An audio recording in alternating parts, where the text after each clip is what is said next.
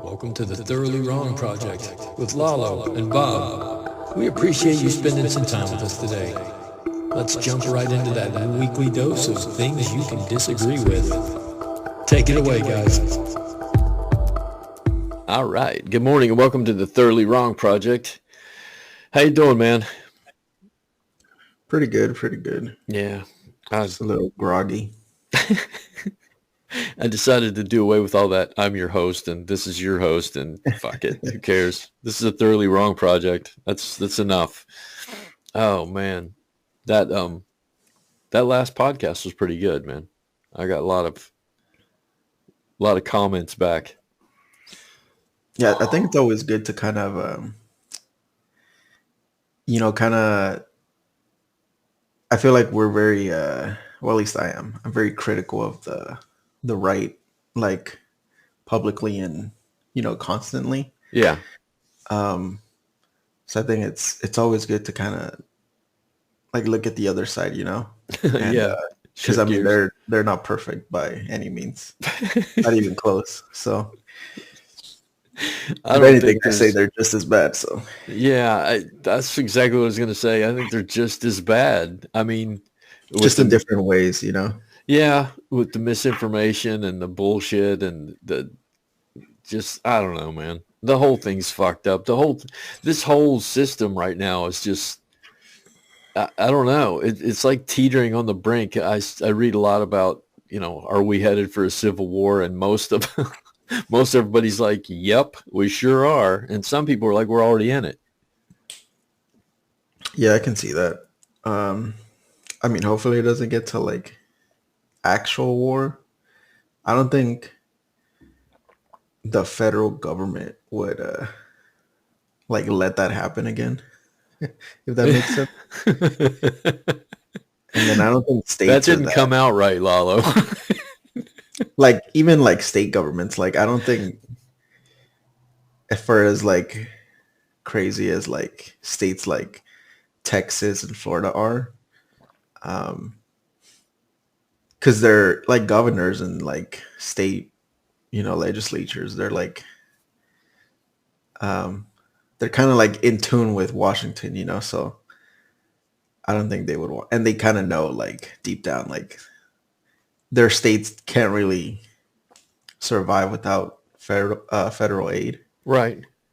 So I don't think they would kind of side with that viewpoint of, hey, let's, separate or whatever. Yeah, I don't know if it's going to be like, let's withdraw from the union or anything like that. It just seems like it just gets more and more violent every single day. And you said you hope it doesn't come to war. And I'm like, oh, what, like storming the Capitol? Oh, that's already been done, man, and it's scary. And at the same time, like I'm guilty of that my attention span isn't long enough to stick with any one story. So I just wonder, are there people out there who are so fucking organized that they can pull something off like another January 6th and it's just frightening to think of how violent things have become and how numb we really are to it. No, I don't. For as well organized as any like little group of people or like little militia can be, I can guarantee you like 110%, like they're gonna have to go up against like the U.S. military, and I don't care how many like guns they have, you're not gonna win that fight. I can tell you that right now. That's not going to be pretty. And well, like what is that? What was that called? Like Waco? Yeah. Like you're not gonna do well in that. I just saw there's some place over the Russian military was called out by a country. Where the fuck was that? There's rioting in the streets and just so the military got called out and there's a bunch of people dead now. And this is a thing that's happening all over the world. There seems to be just civil unrest everywhere, and something has to change, man, because we can't keep doing this. Don't you think? I mean, we're headed toward, and I don't know if it's the right word, but it's this dystopian society where everybody is just unhappy. And what do we do with it? I think you kind of have to like look for the root of that unhappiness, and like where that, like disagreement, because for the most part, like where all these countries have like the civil unrest, there's usually like a common denominator, with all of them. Yeah. And I would say like 9 times out of 10, it's economic inequality. So I think once you're able to kind of look at that issue and try to fix that, you can begin to like, fix some of that civil unrest. Yeah.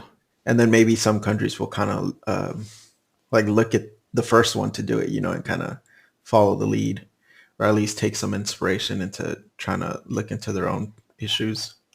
Yeah, I can see that. But here in the United States, we have like the same thing going on, and it seems like we're ignoring it because it's like the news is there's the big tech show, and here's this fucking robot, and here's this car, and here's this all this tech, and here's all these things, and here's all this stuff that you cannot fucking afford. And then the secondary stories are violence in the streets, a smash and grab here, a murder here. And there seems to be a whole underlying in the news, this whole underlying thing of this, things are just falling apart while the people with money are like, no, it's fine. Here's a robot we're coming up with, or here's where we're going to be in Mars in 10 years, or here's some fucking billionaires in space. And meanwhile, we live above that. You and I live at a level just above that violence, but we see it. We see it in our streets here in Bakersfield. So I just wonder when, who's going to wake up first? Is the disenfranchised going to wake up, or are the rich going to wake up and say, okay, we need to stop this. We need to stop what we're doing and pay attention to the real things and put the robots on hold for a little bit. You know what I mean? I definitely don't think it's going to be the latter of the two. I think it's gonna, when it comes to like you said, like rich people kind of coming to their senses or being more rational and fair, I guess, with, their money. I think that's a lot like further away, or a lot harder like thing to happen than people like, coming together and realizing like, hey, like we're not each other's enemies. Like they're the enemy, Yeah. Like they're the reason we're suffering, and like they're the reason, we feel, the way we feel. They're the reason crime, is, at this rate here and at this rate here. And I think once that like clicks for a lot of people, or at least for enough people, that's when you'll get like you'll start to see the change. I mean, I was looking this last year, there was like over 100,000 people like across the country that were on strike. And I think that's the highest the number has been in like, a long time. Yeah.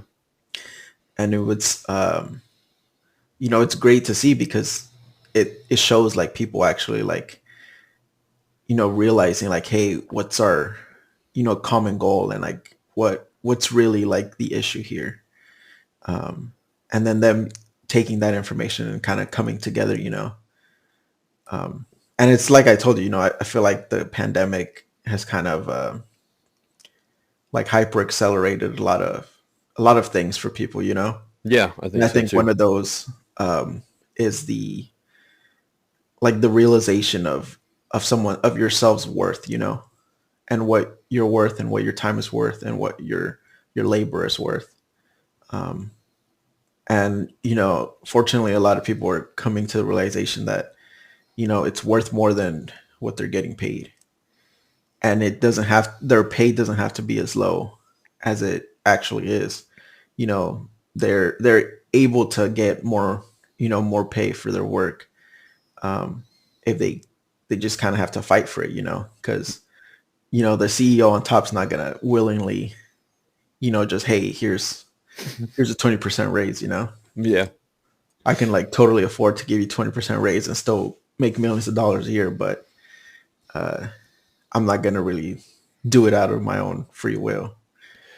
Well, a lot of people, I've read a lot of stories about how people are going to job interviews, and when it comes to that one question where that no one's been able to answer because we've been, pigeonholed into this spot where we're like, well, when the question is asking me how much am I worth, I have to be careful because somebody will lowball me. A lot of people aren't doing that anymore. They're just saying, this is what I'm worth. And if you cannot pay me this, then look to the next character because I'm not doing it.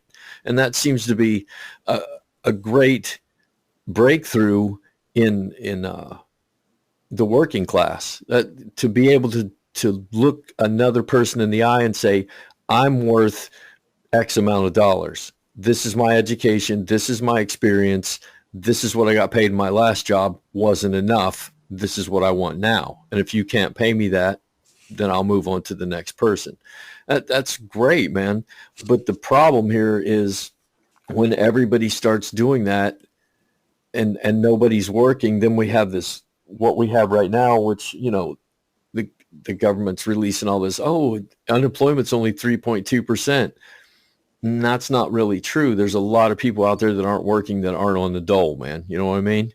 Yeah. And I mean, it kind of, in some ways, it's like a self-feeding system, because like you said, a lot of these people are, they're saying like, hey, this is how much I think I'm worth. And, if you can't give me that, then I'll go somewhere else. Right.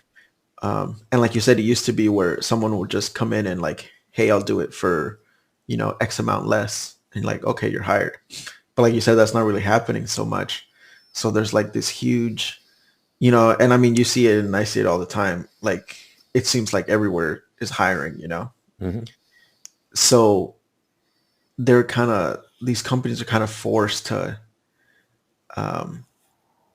start paying more because at the end of the day, they need to fill those positions, and it's not like it's not like them paying more and filling the position is going to cost them money, like a net loss. Like they still make profits. So,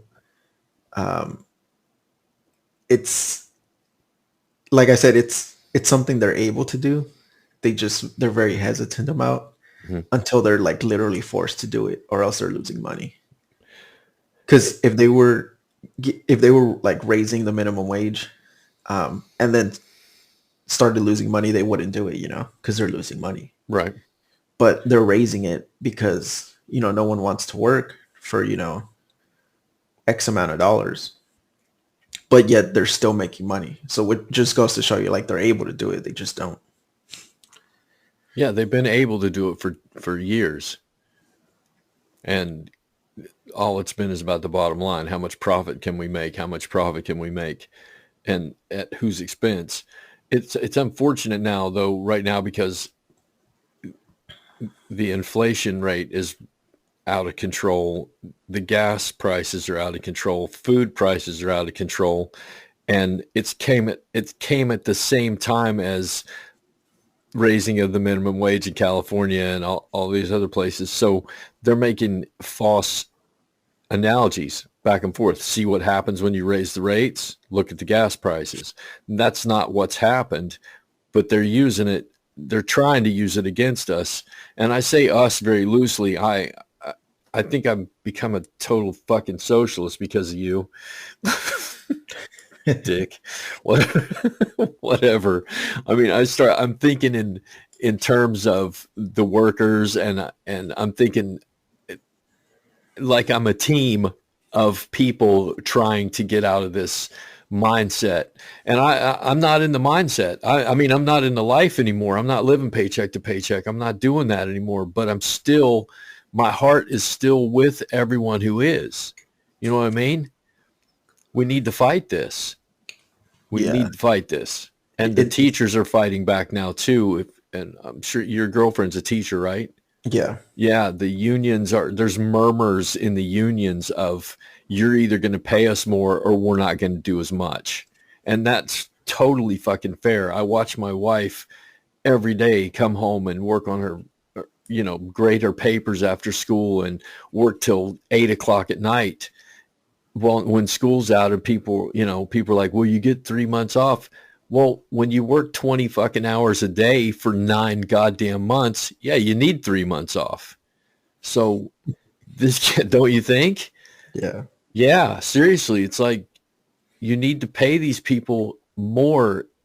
If you're putting all this work on them, pay them more. And I'm totally in with into the fight now. And for a long time, dude, I wasn't. And I got to be honest. I was like, you want a better job? Get a fucking education. I was that fucking moron.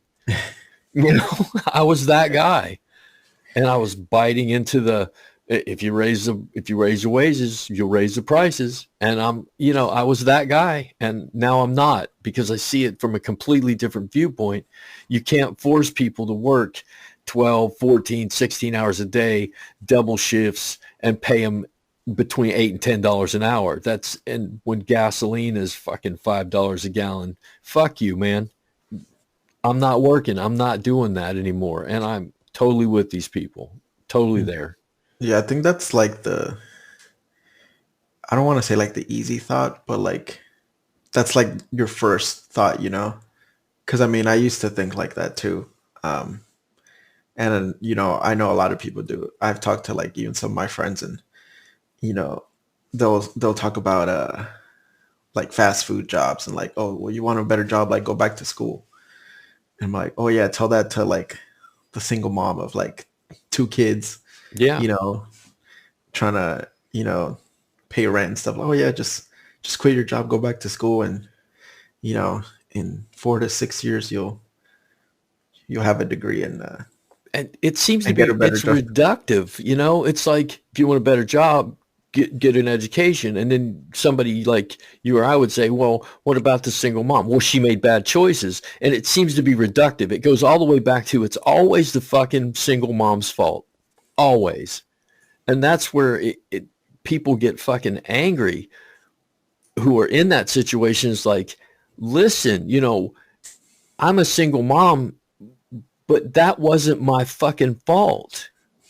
It's nobody's fault. And you can't punish me by, paying me $10 an hour to work this back-breaking labor, and I can't afford health care, and I can't afford to put my kids in daycare, and I can't afford, and I can't afford, and I can't. And that's how they live. You cannot do that to people. You cannot reduce them to all their problems belong to them, because some of that shit, most of the shit is out of their hands, Lalo. I mean, really. Yeah, the thing I always tell people is because I hear that a lot, like, oh, just get a better job, or like just quit, find a better job. And the thing I always tell people is like, let's say in like their hypothetical world, like everybody just went back to school and got a better job, Okay, now who's gonna be like the cashiers? Like who's gonna be a janitor, Like those things need to be done. Those jobs still need to be filled.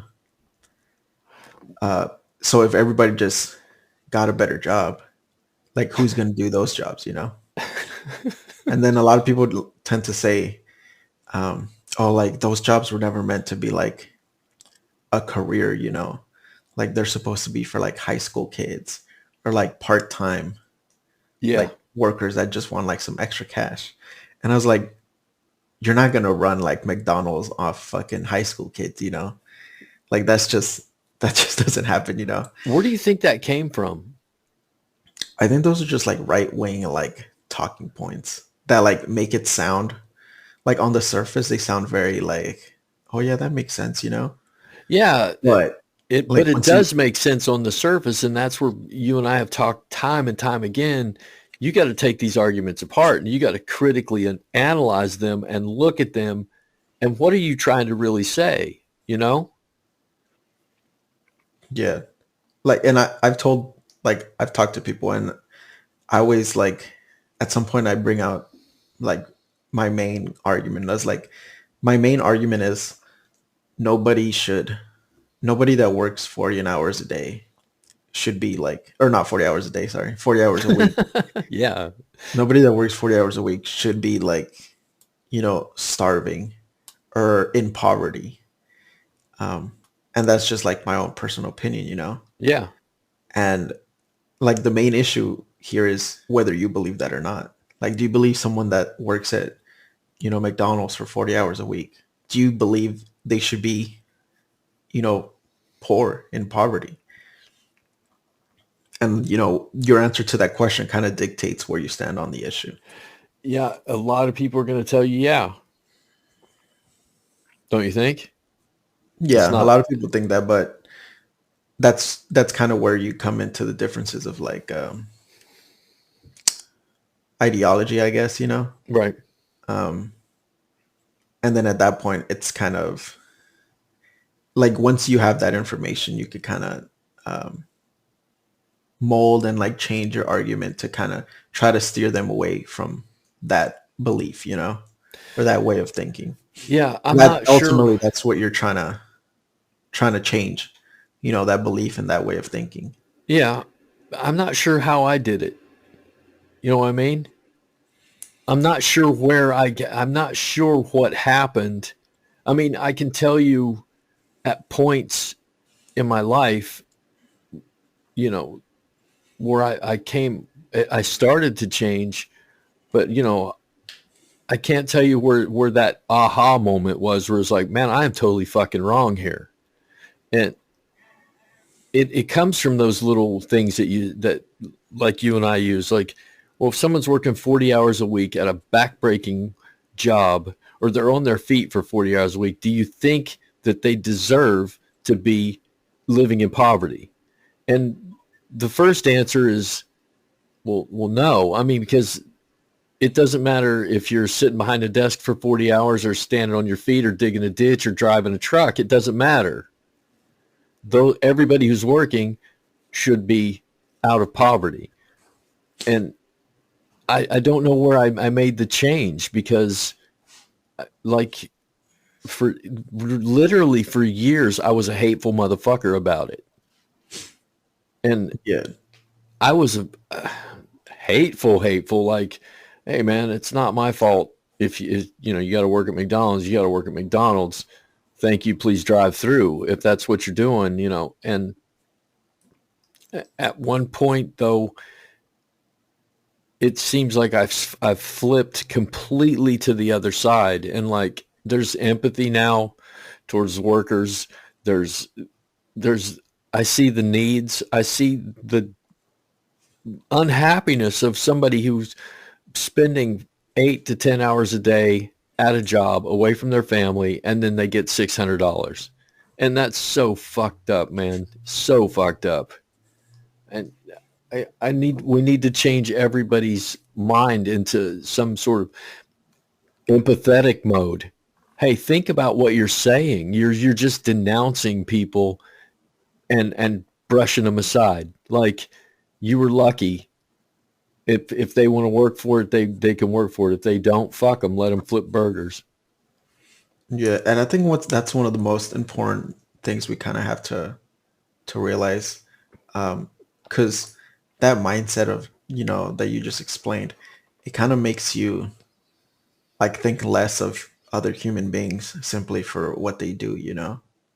Yeah. And then with that comes like you'll just think you're better than someone because, like you said, a lot of times you just get lucky, you know. Um, but like I said, at the end of the day, like these things and these jobs need to be done by somebody somewhere. Um, and a lot of these things, like we need them, like they're necessities, because without them, like a lot big chunks of like our, way of living in society would kind of crumble, Yeah. Somebody needs to go, pick the fruits in the fields and, package them and, serve us, like at the bank and cashiers and all these like, I don't like the term like low skilled jobs, because it implies like low skilled, I can guarantee you 100% if you throw me in a McDonald's right now, I don't know what the fuck I would be doing. You got to train me. Yeah, Yeah. exactly. So like every single job requires skill. And I tell people that all the time. Like I was like, you're telling me right now, um, if I throw you like in a field, or like at a fast food restaurant, you'd be at the same pace as people already working there, you know? Yeah. And they're like, oh no, but after, some practice, I'll get it down. I was like, yeah, that's how you develop the skill, I was telling my friend, I guarantee you, if you go, to Jack in the Box, they'd have my 16-year-old sister training you, you know? Exactly. So that kind of tells you, like regardless of the job, like you need a skill for it, whether you already have the skill or you learn it on the job. Um, kind of depends on the job, but every single job there is requires a skill. Well, let me ask you a question. And it's a good question because you want the corporations to take less money, right? We all do. That seems fair. It's weird that a lot of people don't though. And those same people are kind of like, a lot of them like struggle financially and yet they still defend like that mindset, Yeah, that's like That's people always who weird to me. they're struggling financially and they support tax cuts for the rich. Okay, I get it. So, but my question here is, you want the corporations to take less. Do you want the private sector, the people making, I don't know, let's say above $150,000 a year, do you want them to take less too? So if I make 175,000 and I come in and I tell you I'm going to take 10,000 away from you and I'm going to give it to somebody at McDonald's. See, I think that like phrasing the question that way kind of it's a loaded question. Yeah, because I don't think it really works that way. Like, hey, we're gonna take $10,000 away from you and no, I'm not saying that's what we're going to ask. I'm saying, do you think that's fair? The people who have worked their way up to making, what are $250,000 a year? I don't really see them as like the issue, it tends to be like the like super like upper management type, like the CEOs and these like people making like I can't really think of one off the top of my head, but I mean I could look it up. I'm sure there's companies that are like they'll be closing like stores, Yeah, like JCPenney's closing right now. Yeah, they'll be closing stores, but then like their CEO made like $22 million, like record profits. So that's kind of it's counterintuitive, It kind of makes you think like, well, how are they like, because when you think of closing a store down, you think, oh, they're like losing business and stuff, Right. And yet, the top tier people are, making more money than they've ever made. I could tell you where it's happening right now in the coal industry. McMurray, I think it was McMurray, they were losing workers.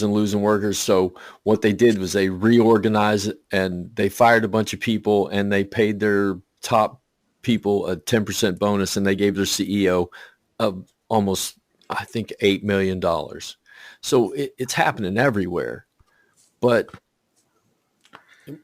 I think where is the line? Where do you draw the line? That's my question. The line of, okay, we need to take less profit at the corporate level. In order to do that, if you're paying your executives millions and millions of dollars, are you going to ask them to take a cut? Yes, I am. I'm going to. So then we're going to go down to upper management who you're paying hundreds of thousands of dollars. You're going to ask them to take a cut? And, I think and the line is drawn when you're like lowest of lowest workers, like when it comes to pay grade, is able to not live off like welfare, yeah, and not, live paycheck to paycheck. So whatever like number you have to get their pay to the point where, you're working, 40, 50 hours a week. You're not, oh, I still need food stamps. that's a So wherever, setup, man.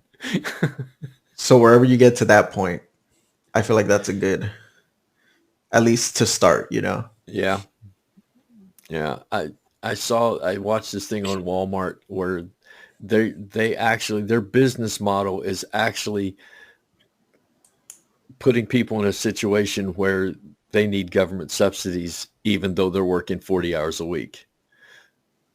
Their business model is to put people on government welfare so they can make more money. It's fucking unbelievable.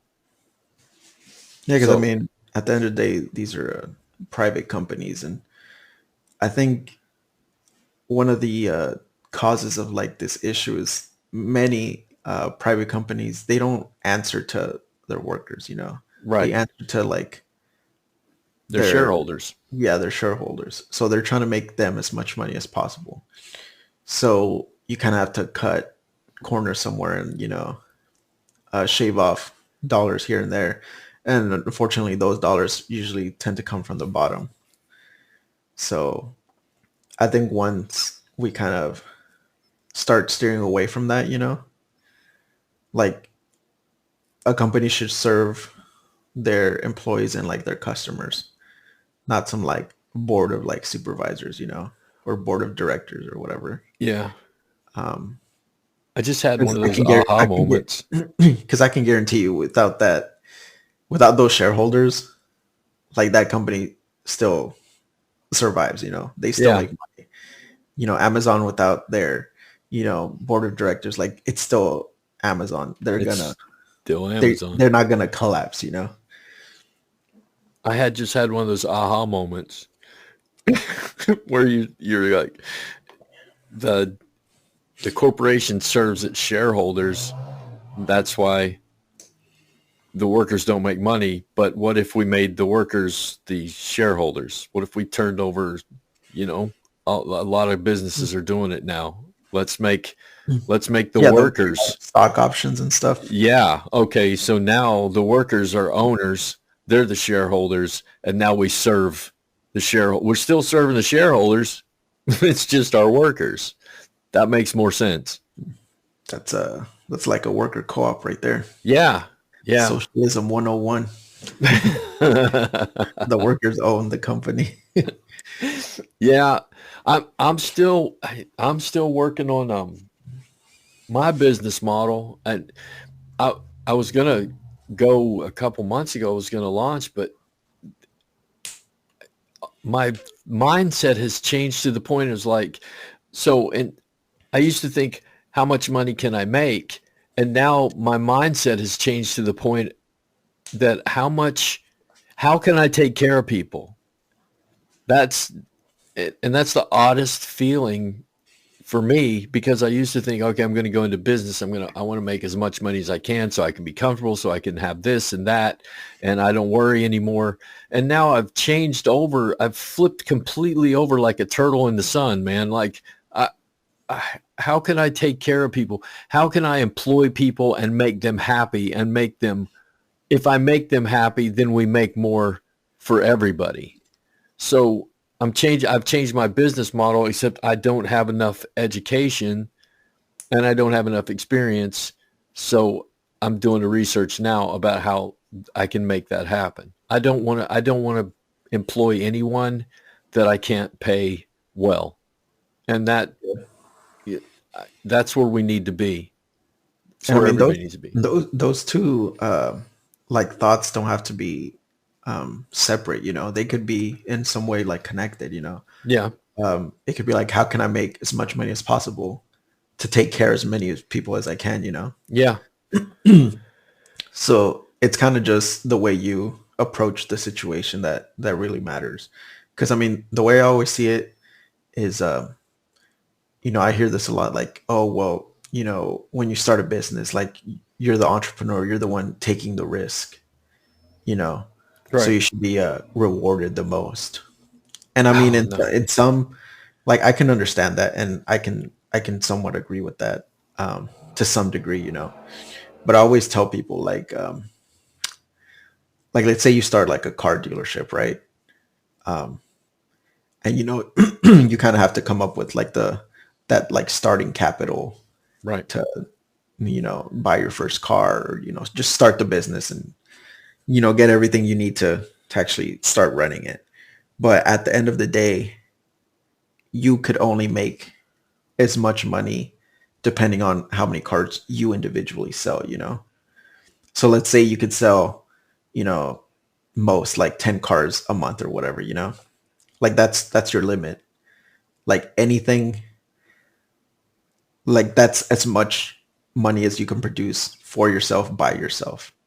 So once you start bringing people in, everything that they do is because of them and their labor. Right. So you're limited to whatever much output you can produce. And then once, you start bringing people in, and then, they start producing, their output and their production. I don't think you should be entitled to a vast majority of their production just because you started it. Because at the end of the day, if they were to leave, you'd be back to where you started, which would Yeah. be, at your own limit. And But I then, get I yeah. get like that thought of like, well, this was, my idea, and I started it.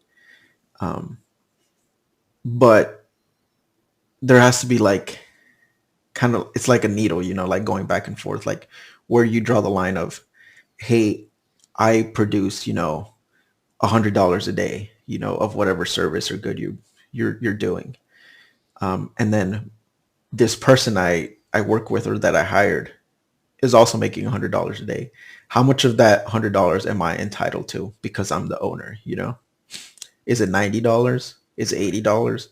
And I think that's where you kind of have to gauge it, and kind of realize like maybe I'm not entitled to 90% of his production, and oh, here's $10 for working today. Yeah. That's where I am. That's exactly where I am. I want to make sure that if I do this, that I'm treating everybody fairly.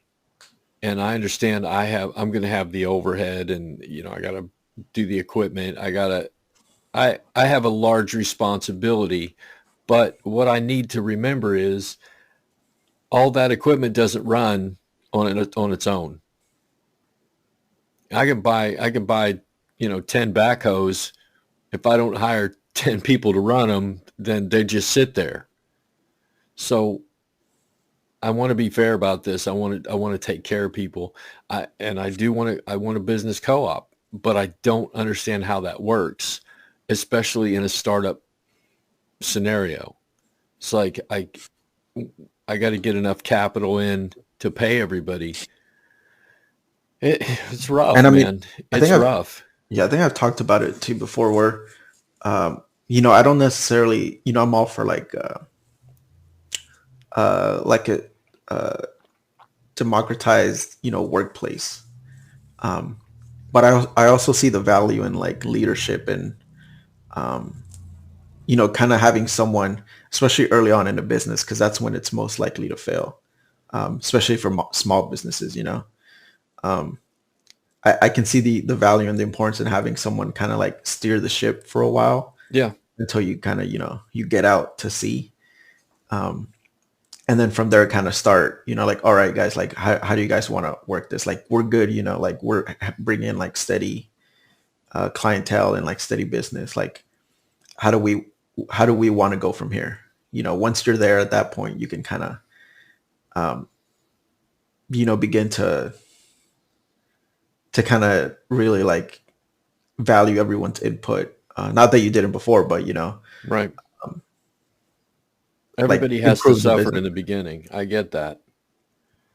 But how do you tell people, I have this business idea. Here's what I want to do. Here's my vision for the future. Right now, we're all going to suffer.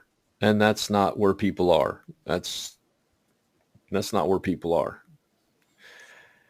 Yeah, because You I know? mean, I think having like the system that we're in right now, where you know, um, for a lot of people, it's just like a job, and I think being in this system kind of like almost like force that mindset on people, like, oh, it's just a job, like Hmm. I don't care, I'll, if something happens, I'll try to find another job.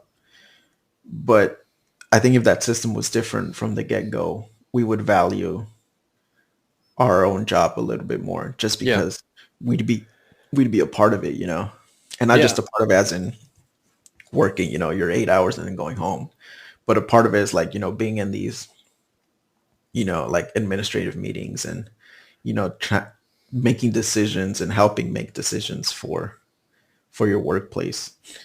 I think it gives a lot of people, a sense of like influence, and a sense of like, hey, I'm important here. I'm Yeah. not just, some cashier.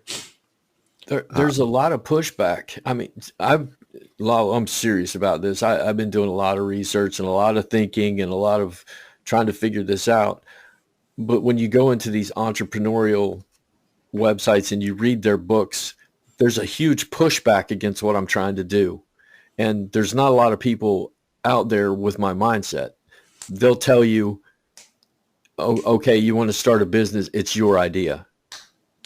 It's not anybody else's business. If you want to start, they have all these fucking motivational speeches and all this shit about if you want help, then you're not really an entrepreneur. And if you're asking for a partner, then your idea is shit.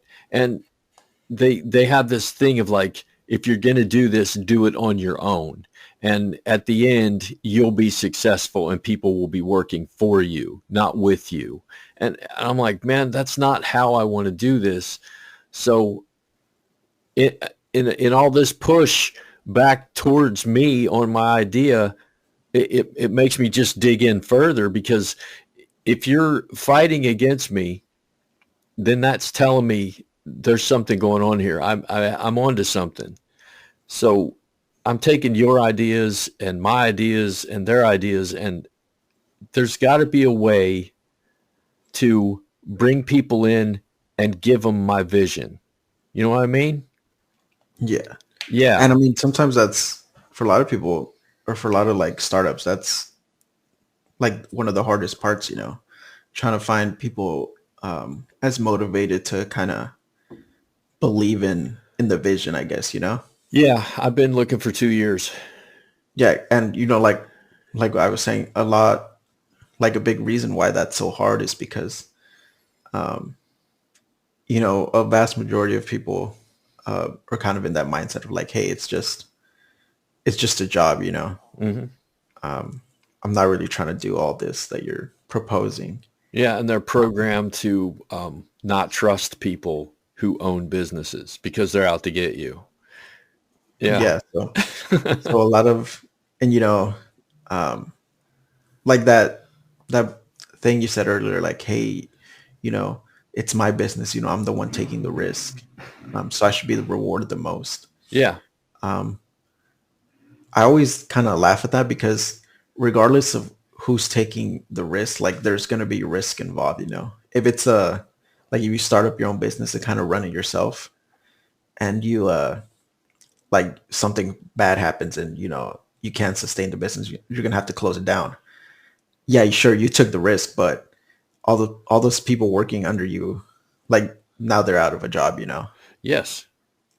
whereas let's say if it was like a worker co-op, like, hey, we can't sustain business like this or else we're going to go out of business. You can kind of collectively come to like an agreement, like, okay, hey, we're gonna take a 10-15% pay cut for 6 months to try to correct our error. and then try to come out of it, Yeah. instead of one person making that decision of like, hey, I got to let you go. yeah, I got to fire, 3 people. You could come to the decision of like, hey, let's not fire anybody, and let's just all take a 10%, 15% pay cut, for a few months. And we should be back to normal. Yeah. That's the way I want to run it, man. Because in my mind, if someone came to me and they said, I have this great idea and this is my idea and this is what I want to do, and it inspired me, I would be like, okay, you know what? I'll work as hard as you to get this off the ground. If your vision is true, then everybody who comes into this under this umbrella of your idea is going to get rewarded, and everybody's going to have a say, and everybody's going to get input, and no one's going to be fired, because we're all going to work as a team here. We're all going to work as one organism. That's the thing that I'm trying to create. But to get people to understand, okay, this is my idea, and I want you to be a part of it, and I want a lot of people to be a part of it, and I want everybody to be paid, and I want everybody to have input, and I want everybody to be fucking proud of what we're doing because we're taking care of people. Those are the people that I'm looking for, and they're few and fucking far between, dude. Because most everybody is like, fuck it, I just want to go to work for 8 hours and come home. Well, if we go back to what we were talking about before, if you're working for 8 hours and going home and you have no concern for your job, then it's really hard for me to say, I'm going to pay you well just so you can not give a shit. You got to care. There has to be, the whole mindset has to change. The corporate world has to change to bring people in, and the workers have to change to begin to think more along the lines of, hey, let's all be successful, not just me. Yeah. Well, I mean, I think in a society that's so heavily like runs on, money in the way that it does today, like, I think that like, that idea of, like you mentioned, like, hey, I'm going to pay you, this amount to care. I don't necessarily see that as like a terrible, I guess, like starting line. Yeah. Because, money is a very big influencer, especially in, today's society. Right. So I think that could be, for a lot of people and a lot of like workplaces, a starting point of, trying to change that tide of getting people to start caring. And I think that's kind of like one of the first steps, like, hey, we're going to pay you decent and well enough to, not dread about coming to work, at 8 a.m. or whatever, Yeah. And then from there, you could kind of begin that like change to like, hey, we're not only going to pay you more, but hey, we want you like your input on this, or we want you to influence the dynamic and like the environment of like this workplace. Yeah. And I think those, like, they're kind of Totally. It's like a 1-2 type of step, Yeah, because we gotta it's get not going to be started. like, because you're not going to ask somebody like, hey, like a cashier or something, like, hey, we want you on this like managers meeting or whatever, and be like, I'm not a manager, like I don't get paid like a manager. Why would I want to do that? Right. So you kind of have to almost like incentivize that wanting and that need, and how do you do that is by paying them more, by paying Yeah. people more, and paying people like what they're worth. That this is hard. I'm going to get it started, dude. I really am. It's just a matter of figuring out how to take that first step. That's all. I'll get it. I'll get It's it. hard because it's almost like counterintuitive based on how we've lived our lives for so long. Yeah. So it's definitely not an easy thing to do. But I mean, most things aren't easy things to do in life. So I feel like if anything, the way we run it, we run like our workplace right now is the easy thing to do, you know, because it's easy to be like authoritarian. It's easy to have, you know, just one person on the top and make the decisions for everybody else. Because I mean, like I've said before, every facet of our like government and like this country's democratic, whether like directly democratic or like via like representatives, you know, that we vote in. Yeah. Except for our workplace, which is kind of odd if you really think about it. The workplace is the only system that's authoritarian in nature. So, Well, marriage. I don't know if that's necessarily authoritarian. For many, it becomes that way, but Well, I hope to get this started into 2022. I hoped in 2021, but then my mindset began to change towards, you know, I want to help people. I want to help people live a better life. I want everybody who works with me to not feel like they're working for me, but working with me. And I think by doing that in a business, you're going to change people's lives for the better. And they're not going to want to steal, you know, and they're not going to want to take from the group. And, you know, like I said, when you get up in some jobs, you get up out of bed in the morning, you'd rather fucking cut your left foot off to go suffer through that shit another day. And I don't want people to think like that when they come to work. I want them to think, man, I'm going to go to work, going to have a good day, going to make some money, going to help some people, going to do a group think, and things are going to be better. And if I have a problem, I'm not afraid to speak up and say, I don't think this is right. I think we need to change it. And someone's going to listen to me. That'd be amazing. yeah, because I mean, there's really like two things that when you wake up and you want to go to your job, that would make you like excited about it. For me, at least, there's either you're really passionate about what you do or you make a lot of money. Yeah. You know? So if you could kind of almost blend those two together, I think you're in a pretty good place. Well, I think I'm on the right track. I've got the mindset for it, and I'm sober, and I think I can do it. That's where it starts. Is the person starting the business has to have a good attitude about it. Not like I'm going to go be a millionaire and make money off the sweat of everybody else.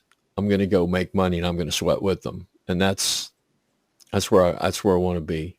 And hey, dude, I'm 21 days in now. I haven't been fucked up for 21 days.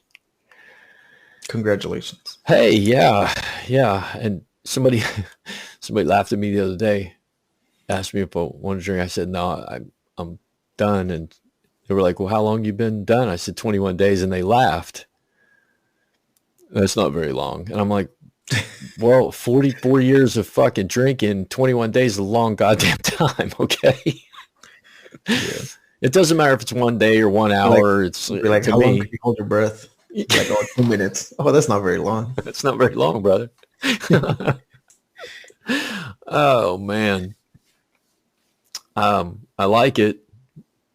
I still like it. And the longer I go, the more I like it. And the further I get away from the intoxicated mindset, the further I want to get away from it. Because it's good. I'm starting to sleep again, and I'm motivated. I'm up early. My ideas are starting to come back. I'm starting to write more, starting to play the guitar more, exercise. Everything's better without being fucked up every day. I like it. So I recommend it. Recommend not getting fucked up every day. I recommend not getting fucked up every day. That's my advice for you today. Don't get fucked up every day.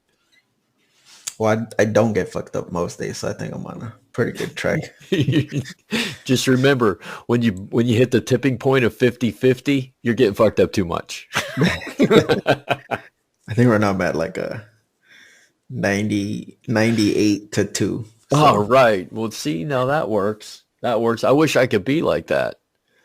I wish I could every now and then just say, hey, let's go get drunk. But to me, it was like, hey, I'm, it's Tuesday. Oh, well, I think I'm going to make it this time. no, that's good. It should. I think it always. It kind of helps improve like everything, like every other aspect of your life. Especially like personal life and Yeah. professional life. Yeah. But isn't that what we're talking about? Is like, okay, I'm going to get sober and all of a sudden I realize that improves every aspect of my life. Okay, I want to start a business where it's like a co-op and that's going to improve everything. So it's these drastic mind changes that we have to get a hold of. And that's why I sit here and talk. We're almost to episode 40, just by the way. I think this is 38. That's why I sit here. It's not like I it's not like I think I'm right, Lalo. I'm looking for ways to be better. And you've given me a lot of ways to be better. I appreciate that. Because when I first started talking about, I've opened 3 businesses and 2 of them failed and 1 of them I sold. So Hmm. that's standard. They say 2 out of 3 fail. So, but the first 3, all I could think about was how much fucking money can I make? I wonder Um, why that's the standard. I don't know, but it is. It's totally normal. Every book, every podcast, every entrepreneur, every speech, every motivational speaker, they have one thing out there. How much money can you make? Well, I mean, when the system is like predicated on you starting a business on your own and then you kind of like finding people to work for you and then paying them like shit pay and then still trying to make the business like come afloat. Yeah. I mean, I feel like that's a recipe for disaster. So I'm not surprised why that 2 out of 3 businesses fail is like the standard. I think Yeah. that's a product of, I guess, like the business model and like the system itself. That's an interesting concept right there that you just brought up. 2 out of 3 businesses fail and they say it's the fault of the entrepreneur, but maybe it's the fault of the system that we've created and the businesses are failing because we're looking at failure. Failure is you didn't make a lot of money. Well, what if you kept breaking even? You know, what I if, mean, and it's not even just that. I think it's more of like the system of having people like you're gonna have to hire, people and pay them like that thought of, hey, I need to hire people and pay them as least amount of money as possible to kind yeah, of make the business as much money as possible. I think that's the wrong like way to look at things. wouldn't it be So, cool to start a business? I know we've talked about a lot where the boss pulls up in a new truck and, and he says, you work really hard and I get another new truck next year.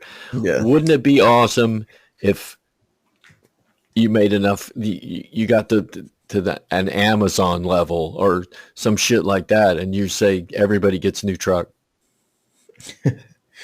I mean, once you get to that level, I feel like it's definitely possible for them.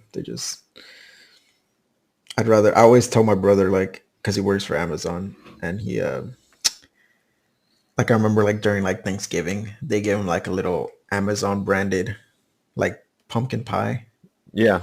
And he always tells me, like, oh, yeah, like, they did this today, they did that today. And I tell him the same thing every time. I was like, Amazon literally does everything but pay their people more. Here's your pumpkin pie.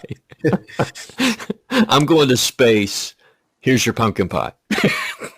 And I mean, I feel like you see that in a lot of like companies and like even where you used to work and where I currently work, like you always hear like, hey, we're gonna have like this, like pizza party or like Yeah. luncheon or whatever. And it's like, can you just give me a raise? I'll take that. Take all the money you would have spent on the luncheon and just give us a raise. Well, I could care less about your pizza I party. could care less about your pizza party. I know. I get it, but it, they fool you. There's a lot of places that fool you too, that they want your input. It's like, here's this, I forget that program, something 9, that where everybody's kind of, you can come to the boss and you can say, I have this idea, and okay, we'll go Oh fill yeah, out, you know what I'm talking about. yeah. Yeah. Well, the thing is, what if I could, you have to go to the boss, and then the boss says, oh, that sounds like a good idea. You need to write some fucking paper, or, submit it in this format. And what if you could just go to the boss and say, you know what, if we didn't take as many left turns would be good. And the boss goes, you're right. Let's try that out. And then they use your idea and save a bunch of money, and then you're just stuck wherever you were. You're just stuck wherever. Yeah, exactly. You saved us fucking $1 million this year. Can you split that up among the 100 people that work here? No. I feel like that sometimes, Yeah. but yeah. And I mean, even at the department and like the county itself, I think they're gonna start to feel it because it almost seems like there's almost like a max or not max, like a mass exodus because every other week it seems like I'm getting like an email of, hey guys, it's been a pleasure working with you. I'm moving on to bigger and better things. Yeah. So many people have left in the past few months, and it's kind of it doesn't seem to be like slowing down, and a lot of them are leaving to the school districts Yeah. because like that's where the money is right now. So Yeah. yeah, It's where and it they just is. ratified like their contract, like the county, so their 25-cent raise ain't gonna cut it for some people, so they're Oh, God. trying to leave. That's like here's extra $32 a week. Yay. So inflation's up 15%, but here's a 1% raise. Exactly. And it's not working. I see mass exodus from a lot of places. I was in CVS yesterday, and the manager I overheard the manager talking, and she goes, well, I don't know what we're going to do because so many people are leaving, and we're going to have to up our hours. And the one guy was like, well, I'll work more hours, you're going to pay me, and she's like, well, I can't because I got to cut you off at 32 hours. And it's like, So then I have to give you health insurance and benefits, and exactly. we can't have that around here. We can't have that. You might be happy with CVS, and no. Yeah, I used to work at a store where full-time employees, full-time, in air quotes, they would work, I think it was like 38 and a half hours a week or like Yeah. 39 and a half hours a week. Because if you go over that magical threshold of 40, all of a sudden you need health insurance and dental and vision and all this that just absurd for you to want. I got to go to the dentist.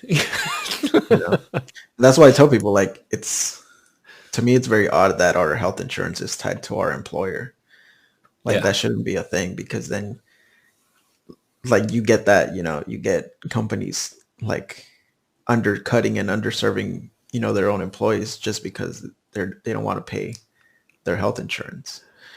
Well, if you had like a universal health system, you could work, hey, you can offer these employees more hours without having to worry about, Yeah. hey, I got to pay for this, I got to pay for that.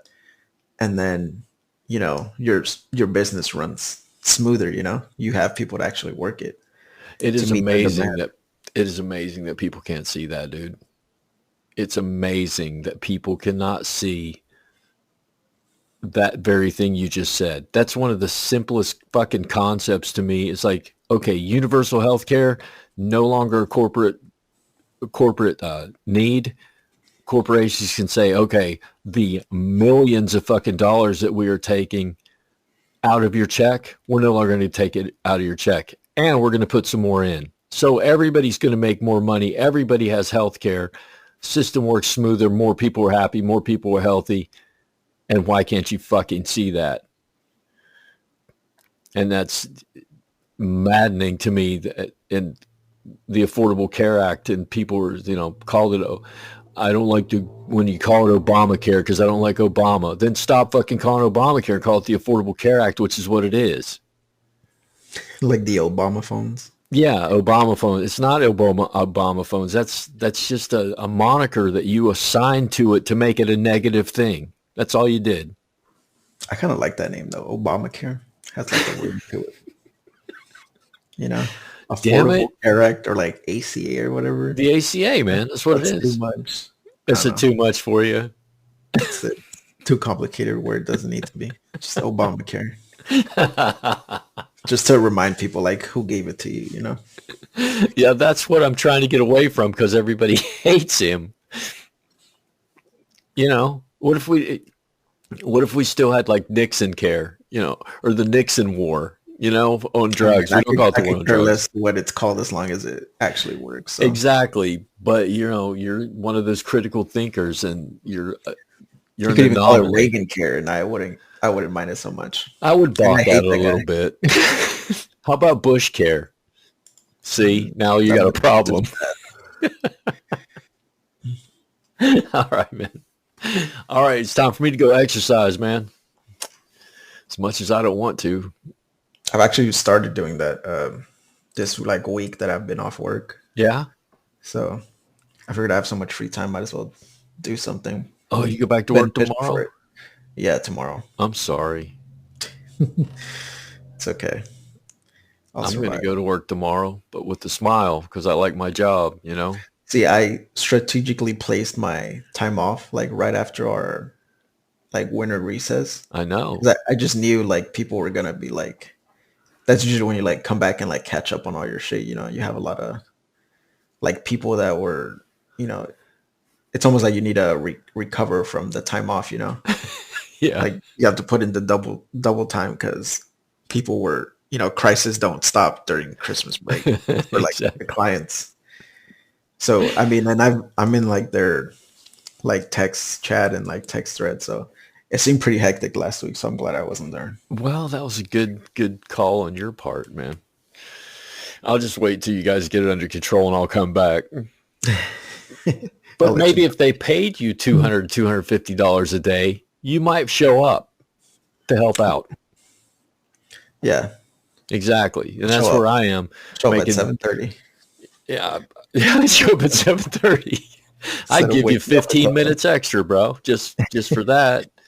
Yeah, I like my job. I'm working with handicapped kids, and they're beautiful little souls, and they're paying me well, and they're treating me well. And I know it's because of the pandemic, and I know it's because of the shortage, and Omicron is knocking out the school system like Mike Tyson, but they're treating us well now because it came down to we really need these people to come in. And I get phone calls from principals who are like, hey, man, how are you doing? And, it's pretty cool to be treated this well. I like it. Yeah. And I know it's going to go away. As soon as the pandemic's over, it's going to be like coming back from Christmas break. And everybody's going to be fucked up. Haven't you heard what Republicans are saying? That it's never going to end. So maybe you're in luck. I thought they said it was going to end as soon as Biden took office. I got you. That's true. All right, man. Good job today. Another good where you get those epiphanies and you get a head change and I didn't even have to smoke pot. So there you go. Right? A lot of times all it takes is just talking it out, Yeah, it does. And maybe I can talk you into going into business with me. Because you're the only fucking person I know. gets it. Yeah, exactly. So listen, everybody listening, be nice to somebody today, and really just take into account. Somebody asked me the name of the podcast last week, and I said The Thoroughly Wrong Project, and they laughed, and I said no, because it's not about being right. We might be thoroughly fucking wrong here, but it's about talking it through. So that's what we're doing here. So here we go. Lalo, I'm coming up to the close here. Okay. This has been Bob. And Lalo. Damn, man. Right on, brother. And we'll see you next week, man. Appreciate you, dude. Later. Appreciate you too. You have now experienced the Thoroughly Wrong Project with your podcast hosts, Lalo and Bob. We can now be found on Pandora Radio, Apple Podcasts, Podium Podcast, or by searching The Thoroughly Wrong Project to locate our YouTube channel. You can contact us directly by email at thoroughly-wrong@gmail.com, or just leave a comment on any of our platforms. Until next time, thanks for spending your valuable time with us, and remember, always speak up and never be afraid to be thoroughly wrong.